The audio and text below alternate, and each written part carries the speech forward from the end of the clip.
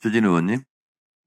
이 공직선거법은 정말 웃긴 법안이자 국민을 우습게 하는 법안이라고 저는 생각합니다. 이 거짓말 잘하는 사람이 선거에 유리하도록 만드는 거거든요. 그러니까 이재명 후보 한 명 위해 가지고 선거 제도를 완전히 망치겠다는 것으로 저는 보입니다. 사무총장님, 아까 선관위 입장이 좀 신중하자는 입장이라고 하는데 입법 정책적으로 봤을 때 이렇게 되면 행위 부분을 없애게 되면은 사실상 공보물의 경력이나 학력 외에 나머지 후보에 대한 의혹을 제기하거나 후보자가 실적을 부풀리거나 그렇게 해서 발언한 것에 대해서 다 처벌할 수 없게 되는 것이죠. 간단히 말씀해 주세요. 네. 경력에 포함돼서 처벌한 예는 있습니다. 다만 단순한 행위, 사실관계에 대한 행위 여부에 대한 허위사실에 대해서는 입법적 공백이 발생한 건 맞고요. 우리 국민들이 그 부분을 어떻게 생각할지에 대한 부분을 좀 고민을 하자는 겁니다. 네. 즉 선거의 공정성에 영향을 미치느냐 안 미치느냐의 부분을 조금 그런 부분에서 국민들이 그 허위사실, 행위에 대한 허위사실을 어떻게 판단할 것이냐라는 부분을 고민해서 이번 입법 과정에 좀 반영을 시켰으면 좋겠다는 게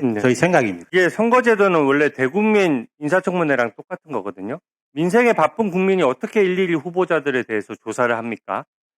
이 후보자가 여러 의혹이 제기되면 진실을 밝힐 의무가 있는 거예요. 그렇게 안 하면은 모든 의혹 제기나 어떤 비리 의혹이 제기됐을 때 아닌데요? 무조건 아닙니다. 그렇게 얘기하면 그 부분에 대해서 어떠한 제재도 없고 한다 그러면 말 그대로 뻔뻔하게 얼굴에 철판 깔고 거짓말할수록 유리해지는 거 아닙니까? 그리고 국회 인사청문회 제도하고도 균형이 안 맞아요. 정부 부처 장관들 인사청문회 하면서 자료 제출 요구 다 하라고 하고 뭐만 뻑하면 위증죄로 고발하겠다라고 합니다. 청문회에서 허위로 얘기했을 경우에 고발하고 형사처벌하는데 왜 이 포부한 정치인들은 선거 과정에서 국민 앞에서 거짓말해도 아무것도 처벌 안 되겠도록 그렇게 만드는 것입니까? 저는 국회의원 권한은 늘리면서 국민 권한은 줄이는 꼴이라고 생각하고요. 행위를 없애게 되면 자기 과거 실적을 입으로 막 떠들고 다녀도 없었던 일을 지어내도 처벌할 수가 없는 것이고요. 과거에 어떤 의혹 제기가 됐을 때 비리 의혹이 있어도 아니라고 하면 그뿐입니다. 그러니까 이 후보자의 표현의 자유를 국민의 참정권보다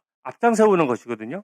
이게 지금 저는 이렇게 선거제도가 바뀌어서는 선관위 실무자들이 엄청나게 이 부분에 대해서 우려할 것이라고 생각하는데. 네, 주진 의원님 말씀 듣다 보니까 주진 의원님도 헌법재판소에서 윤석열 기각된다 이런 얘기 많이 하지 않았어요?